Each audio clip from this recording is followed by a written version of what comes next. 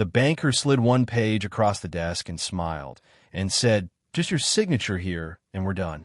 I picked up the pen. I looked down at the page. It was a single printed sheet, clean margins, a signature line at the bottom with my name typed underneath it. Standard enough. The kind of thing you sign without thinking when someone you trust has told you it's nothing. Then I saw the number in the bottom corner of the page. Page 4 of 6. I set the pen down.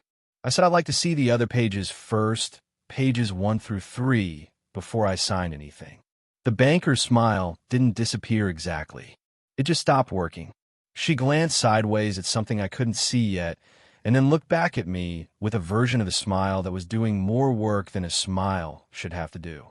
My sister Diane was sitting in the chair next to mine. She leaned forward slightly and said, "It's fine. It's just procedural. We're running late." Too fast. Too smooth. The words were ready before I'd finished asking the question. I looked at her. Then I looked back at the banker. Then I put the pen flat on the desk and said I wasn't signing anything until I'd read all 6 pages. What came out of that folder next was not procedural. It was not nothing. And by the time I'd finished reading it, everyone in that office understood exactly what had almost happened.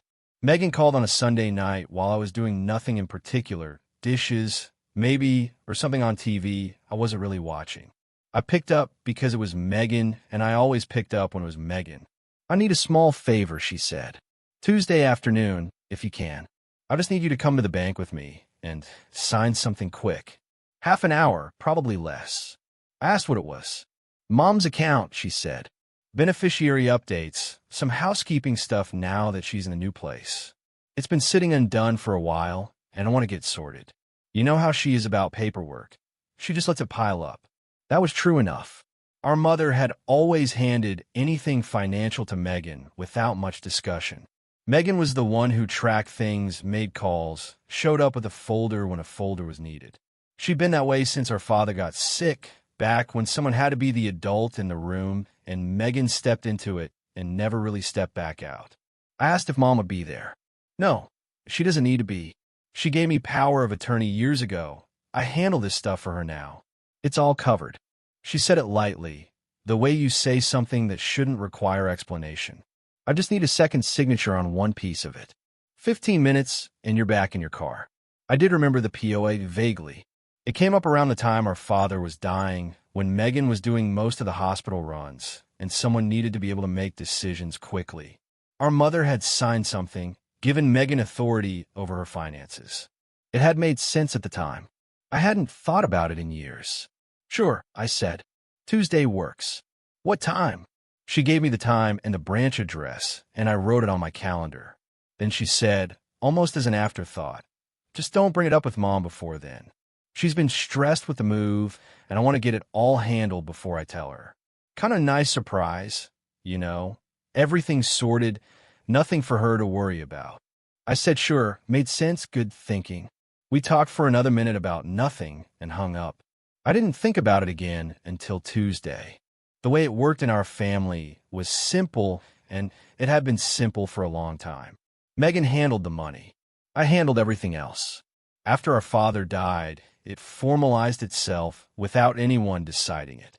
Megan took over the bills, the investment accounts, the quarterly calls with Mom's accountant. She was the one who knew the account numbers, who read the statements, who showed up with a folder and a pen when something needed deciding. I drove Mom to her doctor appointments. I fixed the gutter that pulled away from the house 2 winters ago. I was the one who sat with her on Christmas morning and made sure she ate something before the day got away from her. It was a clean division, and it had worked for years, and neither of us had ever really questioned it. I was 36, working in property management, the kind of job that keeps you busy without making you rich. I didn't have strong opinions about estate documents or beneficiary forms. That was Megan's territory. She had a small business, a sharper instinct for that world, and she'd been doing it long enough that deferring to her felt less like a choice and more like common sense. But I noticed a few things over the last couple of years. Small things I'd filed away without examining. Megan had traded in her car, a perfectly good 4-year-old sedan, for something newer, and when I asked about it, she said it was through a family arrangement something about a lease she'd restructured. Her kitchen got renovated last spring, top to bottom, the kind of renovation that costs real money. She'd mentioned cash flow being tight more than once, always framed around the business, always with a quick pivot to something else. I hadn't connected any of it. There were just things that had happened, separate data points, nothing that added up to a question I knew how to ask. Monday night, I called my mother. No reason in particular, just to check in. She picked up on the third ring and sounded the way she'd been sounding since the move, a little slower, a little more careful with her words, like someone conserving energy. "I'm fine," she said. "Megan's been taking care of everything. I don't know what I'd do without her." I asked how the new place was feeling. "It's fine. Small. Easier." She was quiet for a second. "I hope I'm not leaving you kids a mess. With everything. I try not to think about it too much." I told her she wasn't. I told her she didn't need to worry about any of that. She said good night, and I said good night, and I set the phone down. There was something in the way she'd said it. "I hope I'm not leaving you kids a mess." That sat with me. Not because of the words exactly, but because of the tone underneath them. Like she was aware that things were in motion without being fully inside any of it. Like she trusted the motion because she trusted Megan, and trusting Megan had always been enough before. I went to bed without examining it further. I had a bank appointment in the morning, and I figured 15 minutes, and I'd be back in my car. The branch was quiet for a Tuesday afternoon. I pushed through the glass door at 2 on the dot, and Megan was already there, standing near a desk toward the back, laughing at something the banker had just said.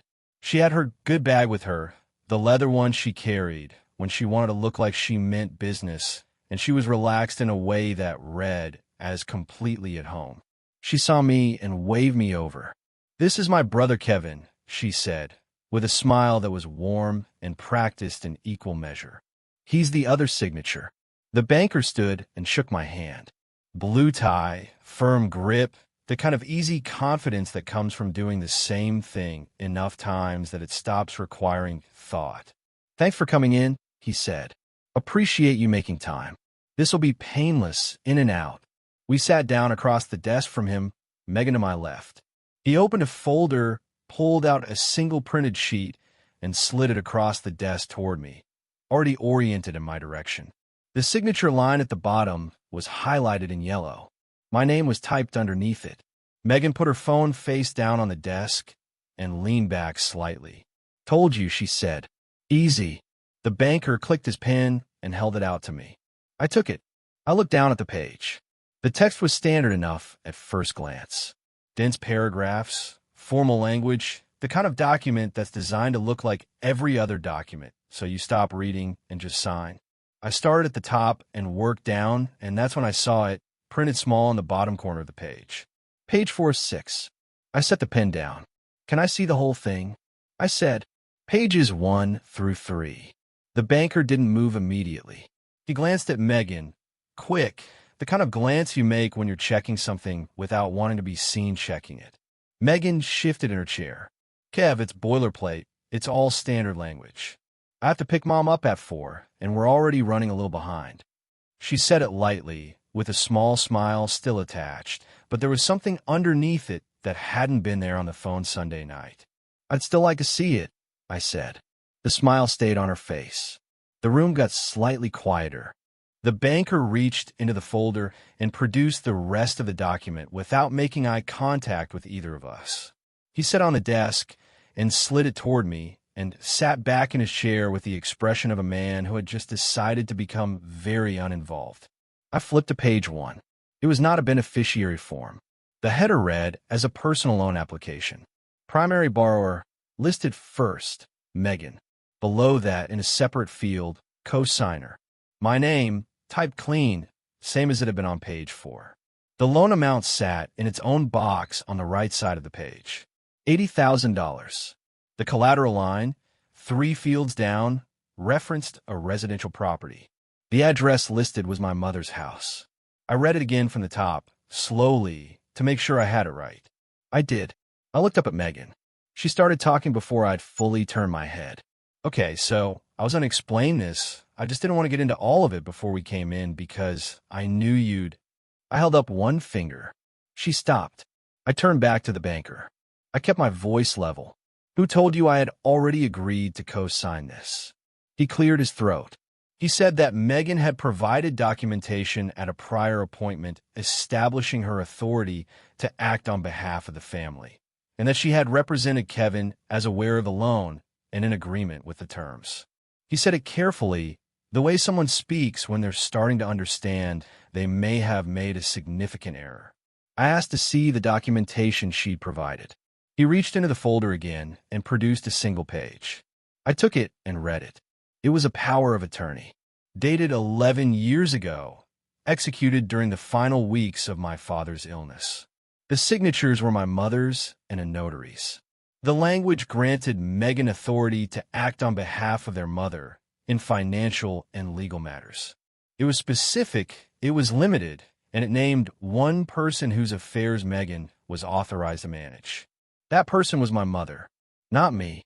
There was nothing in that document that touched my name, my finances, or my authority to enter into any agreement on anyone's behalf.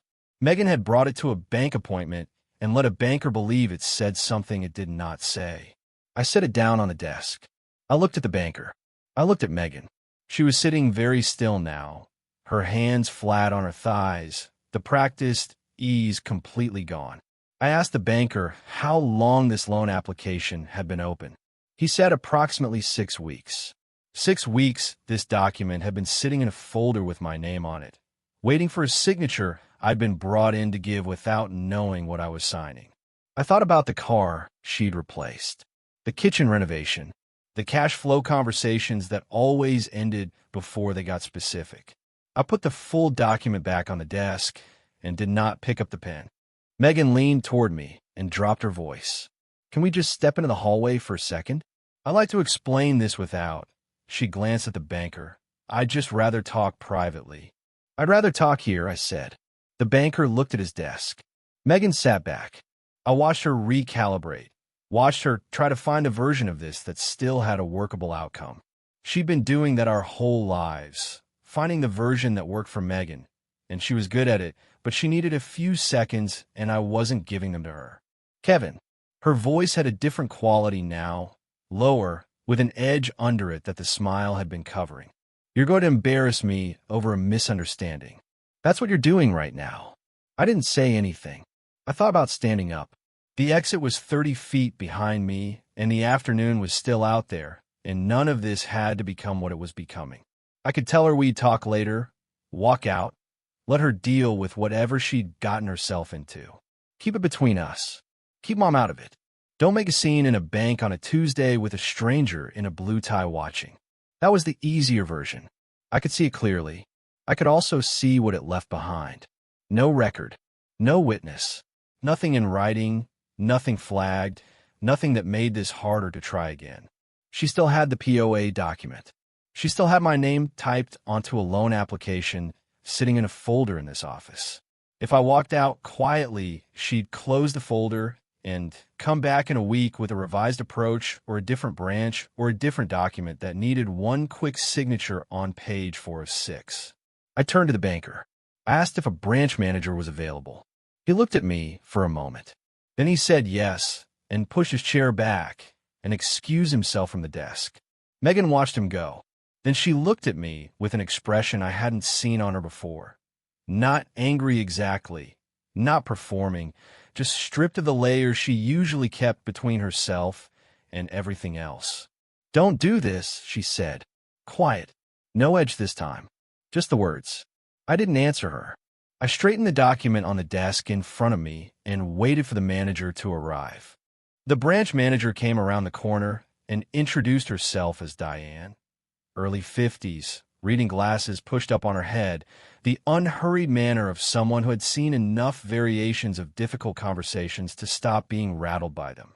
She shook my hand, then Megan's, and sat down in the chair the original banker had vacated. I told her what had happened. I kept it factual, and I kept it short. I said I'd been called in by my sister on the understanding that I was signing a beneficiary update for my mother's account. I said I'd been handed page 4 of a 6-page document with the signature line already highlighted. I said that when I asked to see the full document, I found a personal loan application for $80,000 with my name listed as co-signer and my mother's home listed as collateral. I slid the POA across the desk and asked her to confirm, in her reading of the document, whether it authorized my sister to commit me to anything. Diane read it without rushing. She turned to the second paragraph, read it again, and set it down. "No," she said. "This pertains to your mother's affairs only. It doesn't extend to you in any capacity." She turned to the original banker and asked him a few quiet questions. I couldn't hear all of it, but I caught enough. He answered in a low voice, and his posture had the quality of a man doing arithmetic on where his afternoon had gone wrong. Then Diane looked at Megan. "When this appointment was booked," she said, "was it entered as a beneficiary update or a loan signing?" Megan's hands were still flat on her thighs. "Both," she said. "It was related to both." Diane looked at the banker. Whatever was in the appointment notes, his face answered the question before he did. Diane folded her hands on the desk. "The loan will not be processed today," she said. She said it the way you say something that is not a discussion. Then she turned to me. She said I was welcome to submit a written request to have any power of attorney document filed under my mother's name at this branch formally reviewed. She said I could also request that any future documents requiring my signature be preceded by direct contact with me, not routed through a third party, and that this flag could be placed on the account today if I wanted it. I said yes to both. She pulled a form from the side drawer of the desk and uncapped her pen and began filling it out. The original banker sat quietly to her left. Megan was looking at a point somewhere between the desk and the door, her good leather bag in her lap, saying nothing. I'm over at where silence ends. Subscribe if any of this sounds familiar. The room was quiet except for the sound of Diane writing. I watched her work, and I thought about my mother's voice on the phone the night before, tired and vaguely apologetic, saying she hoped she wasn't leaving a mess. She hadn't created the mess. She just trusted the wrong person to keep it from becoming one. Megan came through the bank door 30 seconds behind me. The parking lot version of her was different from the desk version. The composure was gone, fully, and what was underneath, it was angry and a little desperate. "You have no idea what you just did," she said. "I've been managing something for months, and you just walked in and—" "How much of her money have you moved?" I asked. She stopped. "Borrowed against," I said. "Spent. Whatever the right word is." "How much?" "You don't understand how any of this works," she said. "There are things I've been handling, bills she doesn't even know exist. The business needed a bridge, and I was going to pay it back before." "How much, Megan?" She didn't answer. She shifted the bag on her shoulder and looked past me at the street. I told her I was driving to Mom's house. Her face changed the way faces do when something moves from bad to worse. "Don't," she said. "Please. Just let me be the one to tell her. I'll go tonight. I'll explain everything. Just give me until tonight." I looked at her for a moment. "You've had 11 years," I said. I got in the car. She was still standing in the parking lot when I pulled out. My mother answered the door in her house dress, surprised to see me on a Tuesday afternoon. I told her I needed to sit down with her for a few minutes. She read something in my face and didn't ask questions, just led me to the kitchen and put the kettle on the way she always does when she senses that something requires sitting. I told her what happened at the bank. I kept it plain, and I kept it in order: the phone call Sunday, the appointment, the single page, the number in the corner, what was on page 1 when I read it. I took out my phone and showed her the photograph I'd taken of the first page of the loan document. She held the phone with both hands and looked at it for a long time. Her face moved through 3 things in about 5 seconds. Confusion first, reading it, making sure she understood. Then something that looked like recognition, slow and uncomfortable, pieces connecting to other pieces. Then a quieter thing underneath both of those, something that had grief in it. She told me she was just updating things. My mother said, keeping the accounts tidy. I asked her if she'd ever seen a full list of transactions Megan had made on her behalf. She said no. She said Megan brought her things to sign occasionally, and she signed them because Megan understood it better than she did. She said she'd always sign them. I asked if she'd be willing to let me bring in a neutral accountant to go through everything. Not Megan's accountant. Someone neither of us had a prior relationship with. She said yes. She said it quietly and without hesitation, which told me some part of her had been waiting to be asked. She cried a little. Not the loud kind, just the kind that happens when something you didn't want to believe becomes something you can't avoid. She pressed her fingers to her eyes and was quiet for a moment, and then she said, "I should have asked more questions." "You were grieving," I said. She was supposed to be helping. We sat there for a while without talking. Then she reached across the table and put her hand over mine and held it there. "What do I do about your sister?" she said. "You don't have to decide that today," I said. "You just have to stop signing what she hands you." Megan called twice while we sat there. My mother's phone lit up on the table, Megan's name on the screen, once, and then again about 4 minutes later. My mother looked at it both times. She let both calls go to voicemail. She didn't pick up the phone, didn't turn it over, just let it sit there face up and watched it go dark. Then she asked if I wanted to stay for dinner. The accountant Kevin hired was a man named Richard, quiet, thorough, the kind of person who presents numbers without commentary, because he understands the numbers do not need help. We sat at my mother's kitchen table 3 weeks after the bank appointment, and he walked us through what he'd found. He had a printed summary, 2 pages, and he went through it line by line without editorializing. Over a period of approximately 4 years, Megan had transferred funds from my mother's accounts to herself on 7 separate occasions, each recorded as a personal loan. None of them had been repaid. The total across all 7 was just over $40,000. Separately, she had been reimbursing herself for caretaking expenses, gas, time, administrative work, at a rate that bore no relationship to what had actually been spent. Richard had compared the reimbursement figures against the documented visits and calls, and the gap was significant. There was also a line of credit in my mother's name that Megan had restructured 18 months ago, extending the limit and adjusting the payment terms in a way that benefited the business account she ran alongside. The $80,000 loan application at the bank, Richard explained, appeared designed to consolidate the earlier shortfall before it became visible in a routine account review. He said it plainly, without judgment, and set the summary down on the table. My mother sat with her hands in her lap and listened to all of it. She didn't cry this time. She just listened. Richard said he would characterize the activity as a serious breach of fiduciary responsibility. He said whether it met a higher threshold was a question for an attorney. He gathered his papers, shook our hands, and let himself out. Within a week of the accountant's visit, Megan had reached the extended family. I heard about it from 2 directions simultaneously. An aunt on my father's side called to say she hoped things could be worked out, and one of my mother's oldest friends left a voicemail saying she was concerned about the situation. The version circulating was that I had humiliated Megan in public over a paperwork misunderstanding and was now turning our mother against her. I sent each of them the accountant's summary. A clean copy, no cover note, no commentary. Just the 2 pages Richard had prepared. The call stopped. My mother moved quickly once she understood the full picture, more quickly than I expected. She contacted an estate attorney and formally revoked the 11-year-old power of attorney. She executed a new one naming both of us jointly, with specific limits on what either of us could do independently and a requirement for mutual sign-off on anything above a modest threshold. She opened new accounts at a different bank, in her name only, and transferred her primary funds.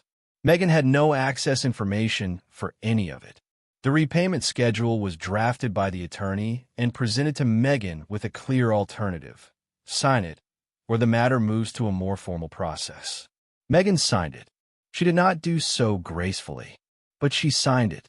I don't know what she told herself about all of it. Maybe that it was borrowing that got away from her.